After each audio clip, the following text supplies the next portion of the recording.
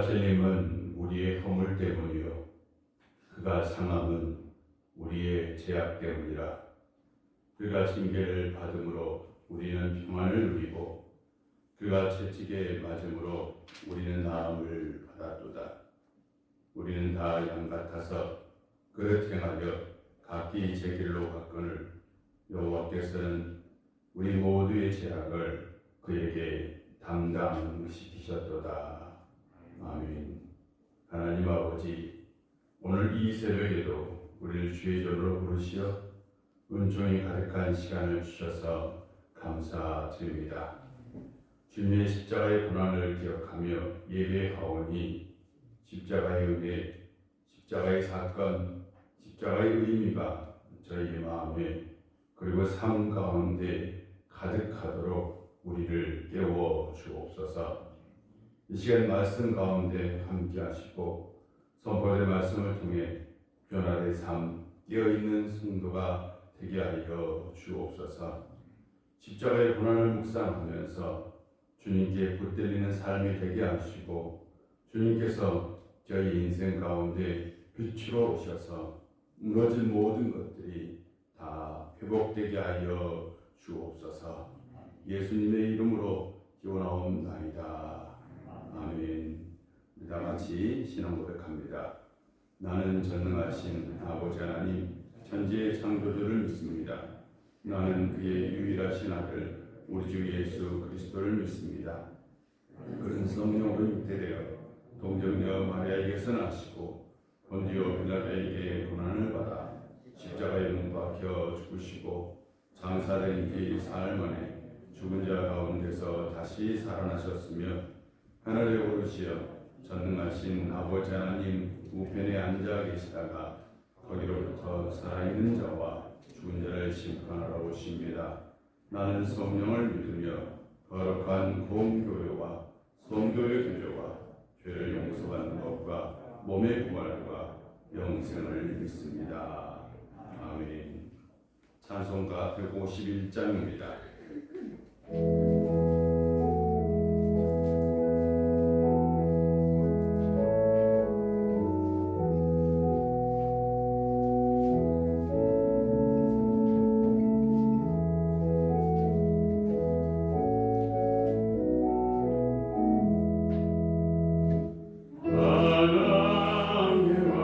내 주께서 내 것을 당했나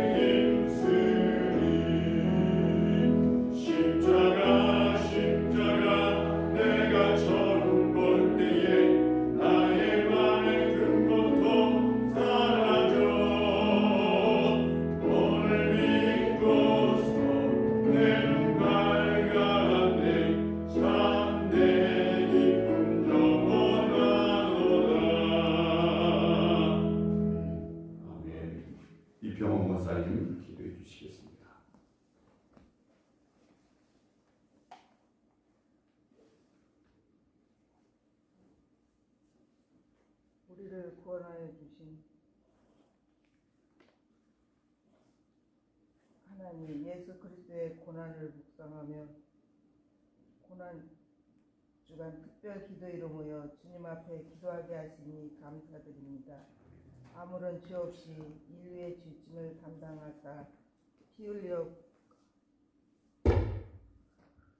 주신 주님의 사랑에 감사하며 나태했던 생활에서 벗어나 주님을 향한 귀한 시간 되게 하옵소서.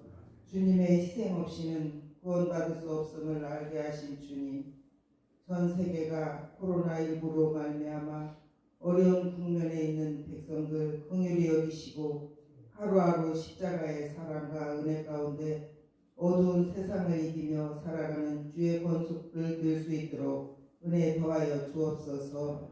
전능하신 주님, 이 시간 세우신 우일교회에 기도하오니 믿음으로 하나 되게 하시고 각 기관과 부서마다 주신 직분 잘 감당하여 몸된 교회를 세워나가는 일에 앞장서게 하옵소서. 또한 나라 위해 기도합니다. 우리나라가 힘든 가운데도 국정을 위해 일할 일꾼들을 선출해 주셨사오니 어려운 이 위기를 잘 극복하여 침체되어 있는 나라의 정치, 경제, 교육이 안정되어짐으로 정의와 진실이 가득한 나라로 이끌어 주옵소서. 어려운 시대 속에 기도 아니면 이길 수 없사오니 우리의 생활이 진정한 기도의 삶이 될 수 있도록 주의 성령께서 동행하여 주옵소서. 귀한 시간 주님의 말씀 전하시는 담임 목사님 크신 권능으로 함께 하시어 듣는 모두가 현재 연약한 웃음에 낙심치 않고 구원 이뤄주실 주님 바라며 영원한 말씀 붙들게 하시고 작은 일에도 성실을 다해 주님의 크고 놀라운 빛을 드러내는 자 되게 하옵소서. 오늘 하루도 하나님 중심으로 경건한 삶 될 수 있도록 이끌어 주시길 원하오며 예수 그리스도의 이름으로 기도합니다. 아멘.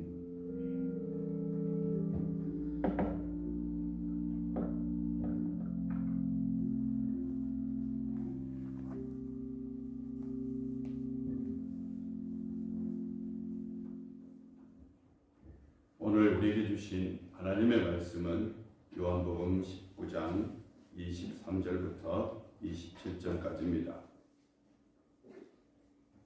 요한복음 19장 23절부터 27절까지 우리 한 절씩 말씀 교독하도록 하겠습니다. 군인들이 예수를 십자가에 못 박고 그의 옷을 취하여 네 깃에 나눠 각각 한 깃을 얻고 속옷도 취하니 이 속옷은 호지 아니하고 위에서부터 통으로 짠 것이라.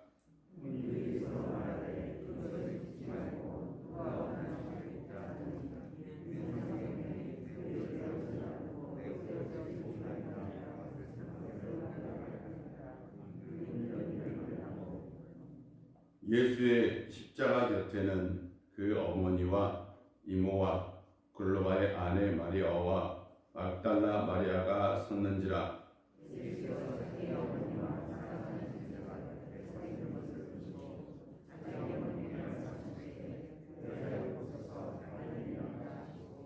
다 같이 읽겠습니다. 또 그 제자에게 이르시되 보라 내 어머니라 하신대 그때부터 그 제자가 자기 집에 모시니라.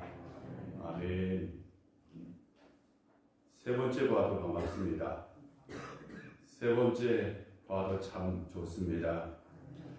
여러분 한 분 한 분 이름을 부르면서 축복해주고 싶어요. 지금 한 사람 한 사람 이름 다 부르면서 이분 축복해주시고 이분 축복해주세요 할 정도로 참 기쁘고 좋습니다.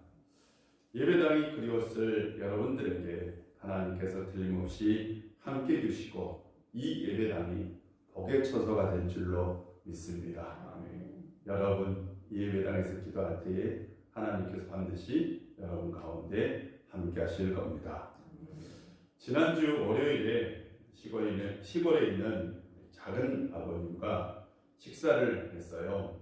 이제 묘지를 이장하는, 그러니까 이렇게 새로 조성하는 문제 때문에 방문을 했고 그리고 작은 아버지와 식사를 이렇게 했죠. 작은 아버지께서 이 문중교를 조성하는데 굉장히 고생을 하고 계셨습니다. 그러면서 막 힘든 얘기를 하시는 거죠. 많이 힘들었다라고 얘기를 하세요. 그러면서 하시는 말씀이 할머니 묘에 대한 말씀을 하셨어요. 할머니 묘를 이렇게 봤는데 파보니까 그 시신이 있죠. 시신이 부패하지 않고 거의 그대로 있더랍니다. 이제 흙이 그 흙이 좀 특이해서 공기가 잘 들어가지 않는 흙이었던 거죠. 근데 파보니까 옷이 그렇게 많이 나오더래요. 옷이 엄청 나왔다라고 얘기를 해요.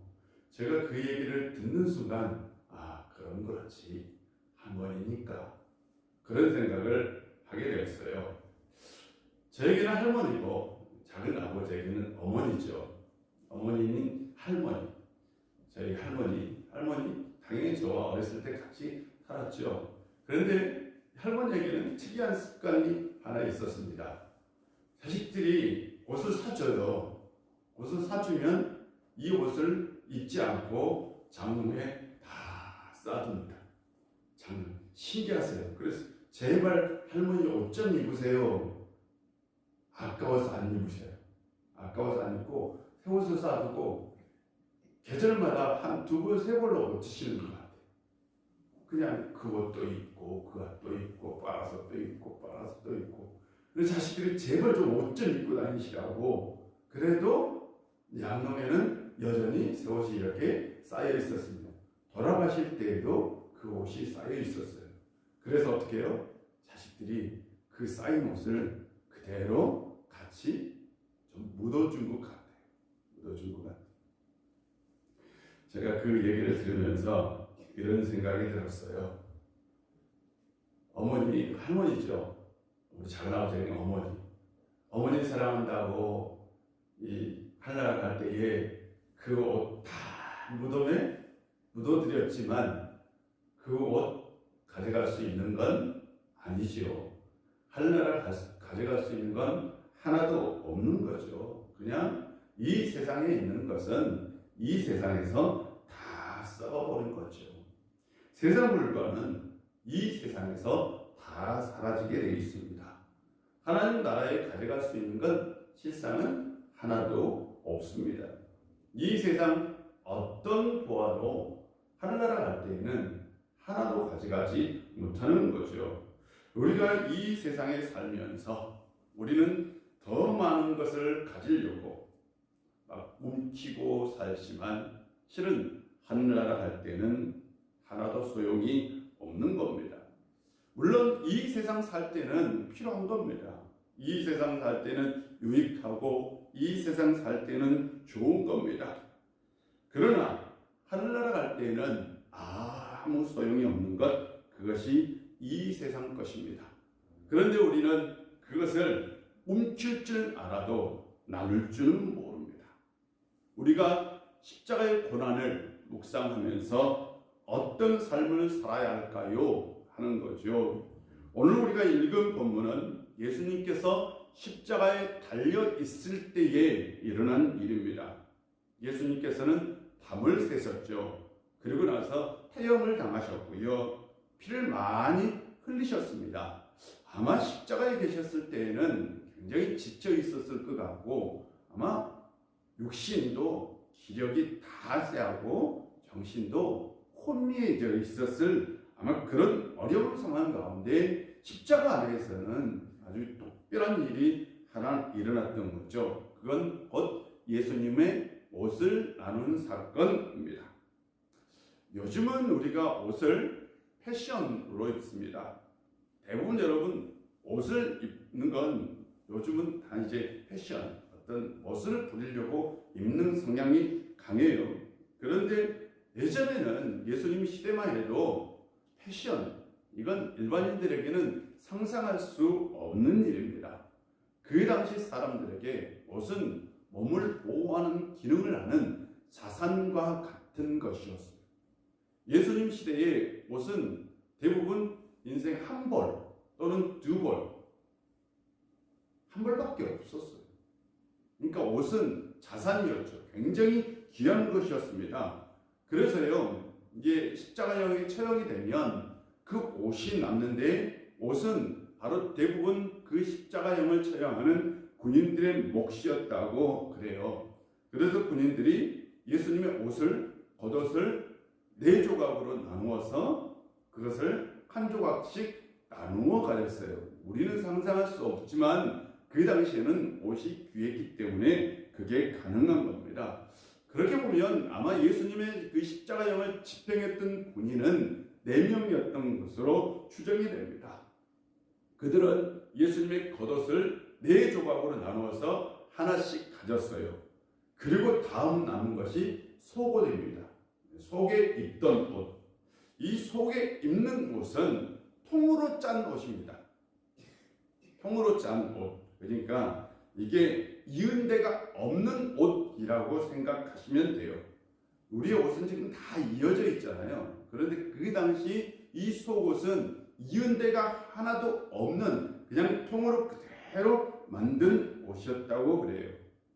그래서 이 옷을 나누기가 아까우니까 군인들이 야, 이건 제비를 뽑자라고 얘기한 거죠. 그래서 제비를 뽑아서 누군가 가졌어요.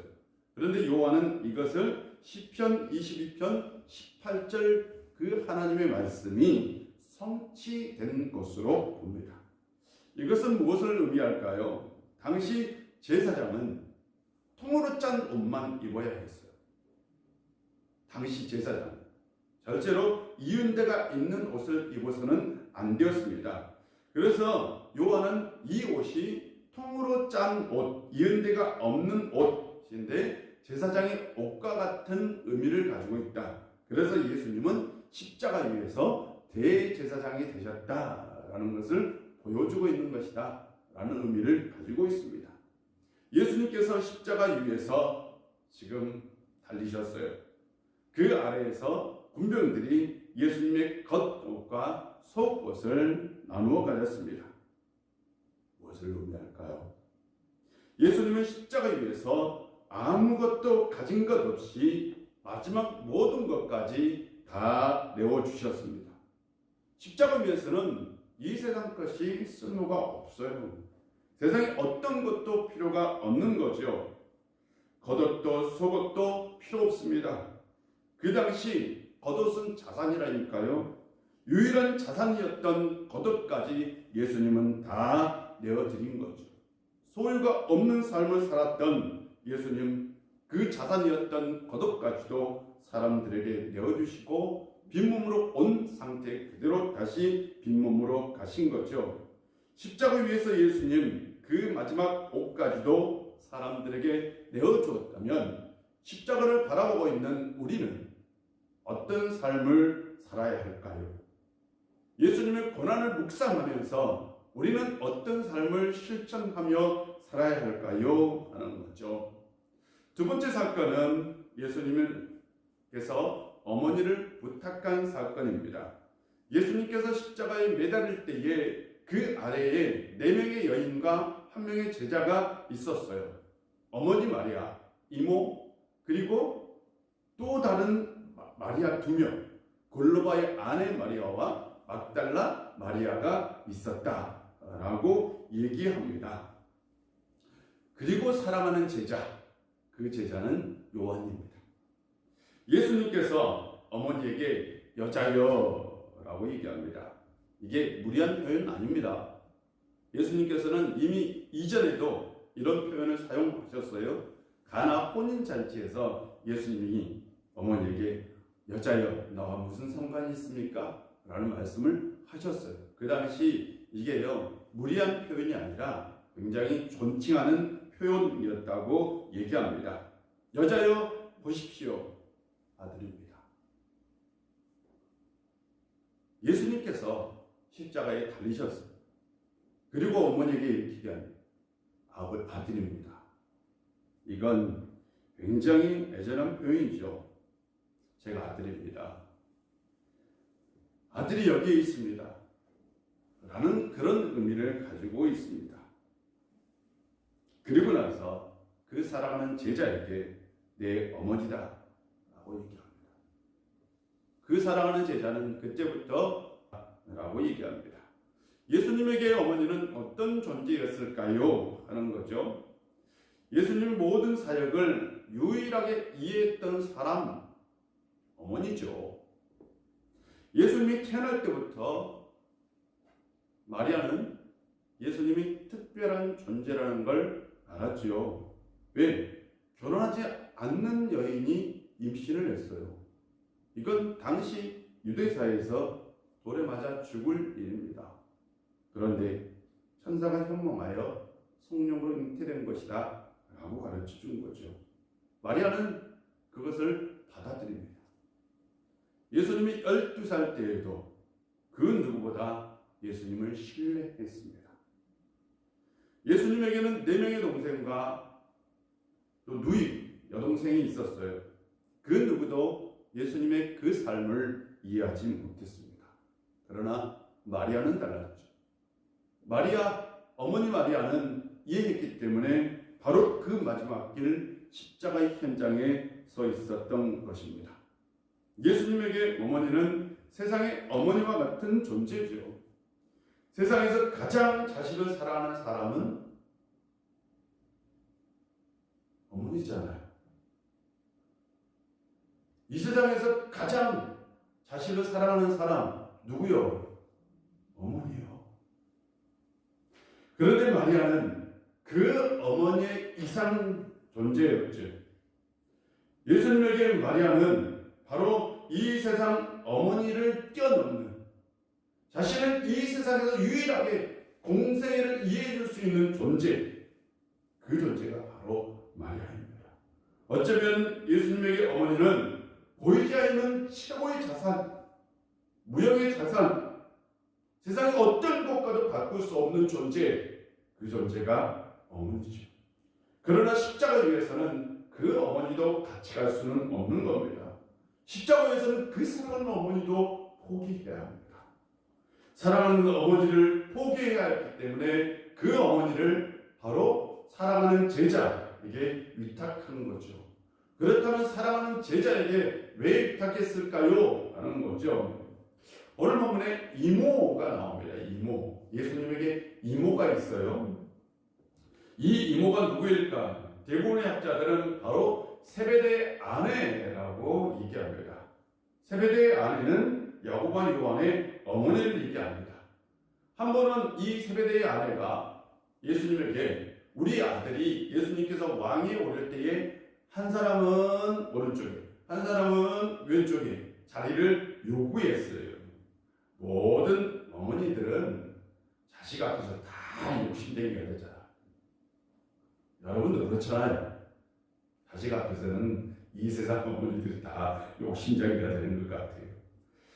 그런데 그녀가 그렇게 요구할 수 있었던 것은 바로 그녀가 이모였기 때문에 가능하다라고 학자들은 얘기합니다.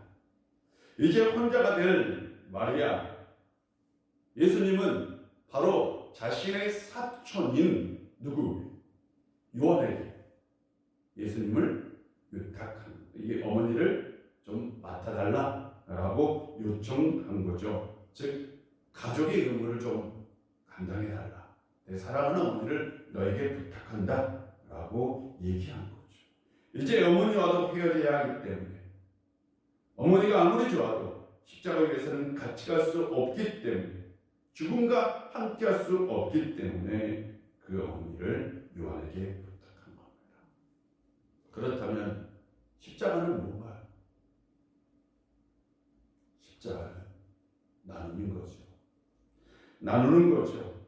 예수님은 자기의 마지막 그 옷, 유형의 자산인 그 옷까지 십자가에서 사람들에게 나누어 주었어요. 예수님은 무형의 자산인 어머니, 그 어머니도 요한에게 부탁합니다. 십자가에서는 가질 수 없습니다. 십자가에서는 움킬 수가 없어요. 십자가에서는 나누어야 합니다. 십자가에서는 내주어야 합니다. 예수님 우리에게 십자가를 지고 나를 따르라 라고 말씀하셨어요. 우리는 이것을 늘 고난으로 얘기합니다.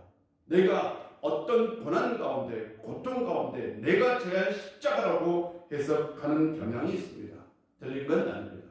그러나 어떤 면에서 이건 나눔의 삶을 실천하라는 의미일 수 있습니다. 십자가는 예수님께서 보여준 십자가는 자기의 고독까지도 나누는 삶의 실천입니다. 십자가는 그런 의미에서 자기를 비우는 거죠.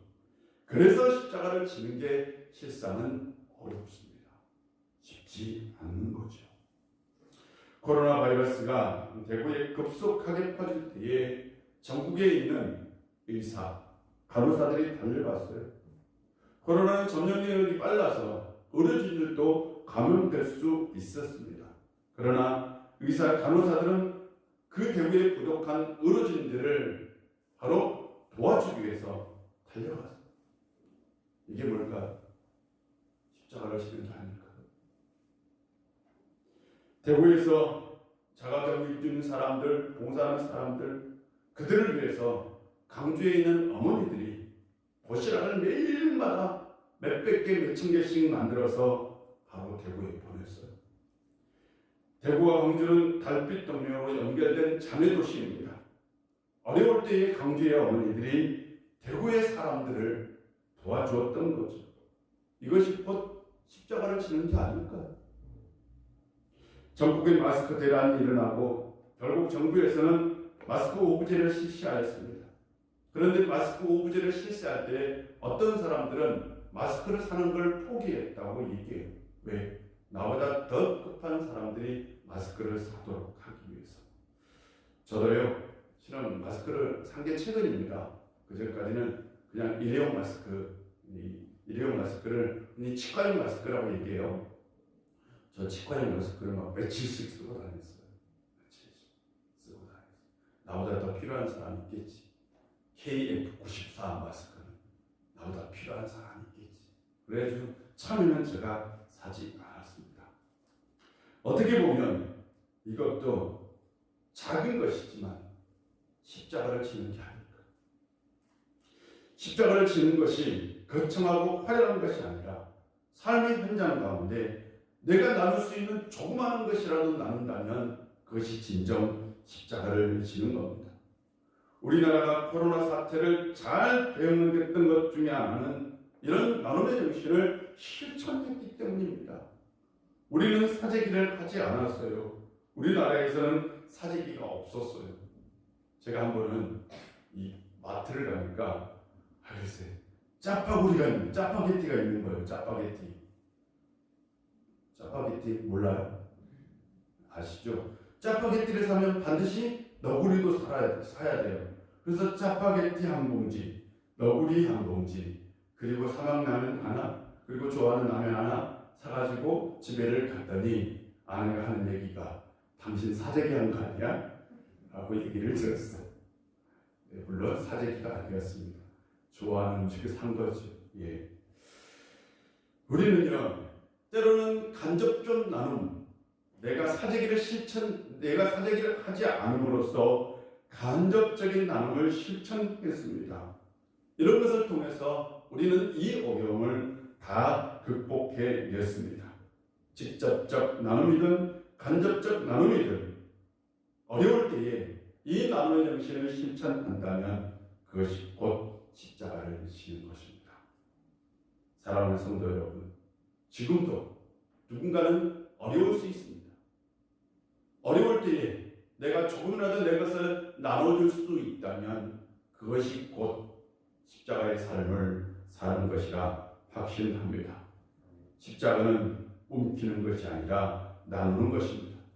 고난주간 십자가의 고난을 묵상하면서 나누는 삶을 실천할 수 있는 성도님들이 되시기를 바랍니다. 기도하겠습니다. 아버지 하나님, 오늘도 우리 가운데 함께 해주시고 은혜 주셔서 감사드립니다. 십자가에 달리신 예수님은 자신의 겉옷, 속옷까지 다 나누어 주었습니다. 사랑하는 어머니와도 같이 갈 수 없어서 제자에게 부탁했습니다. 주님, 십자가는 움키는 것이 아니라 나눈다는 것을 알았습니다. 고난주간 주님의 십자가를 기억하며 나눔의 삶을 실천할 수 있는 저희들 되게 하여 주옵소서. 우리 우유교회 성도님들 중에도 힘들고 고통 가운데 있는 성도님들이 있을 겁니다. 이때에 우리 교회가, 우리 성도님들이 나누는 삶을 실천하게 하여 주옵소서. 그리하여 주님의 그 고난에 동참할 수 있는 저희들 되게 하여 주옵소서. 예수님의 이름으로 기도합니다. 아멘. 하늘에 계신 우리 아버지, 아버지의 이름을 거룩하게 하시며 아버지의 나라가 오게 하시며 아버지의 뜻이 하늘에서 같이 땅에서도 이루어지게 하소서. 오늘 우리에게 일용할 양식을 주시고 우리가 우리에게 잘못된 사람을 용서해 준 것 같이 우리 죄를 용서하여 주시고 우리를 시험에 빠지지 않게 하시고 악에서 구하소서. 나라와 권능과 영광이 영원히 아버지의 것입니다. 아멘. 이 시간 우리 기도할 때에 여러분 자신을 위해서 내가 주님의 십자가를 바라보며 어떤 삶을 살아야 하는지 그 삶을 기억하며 기도하고요. 또한 교회를 위해서 기도해 주시고 이 나라를 위해서 기도하는 시간을 갖고 우리 성도님들 위해서도 기도해 주시기를 바랍니다. 우리 다 같이 기도하겠습니다. 아버지 하나님,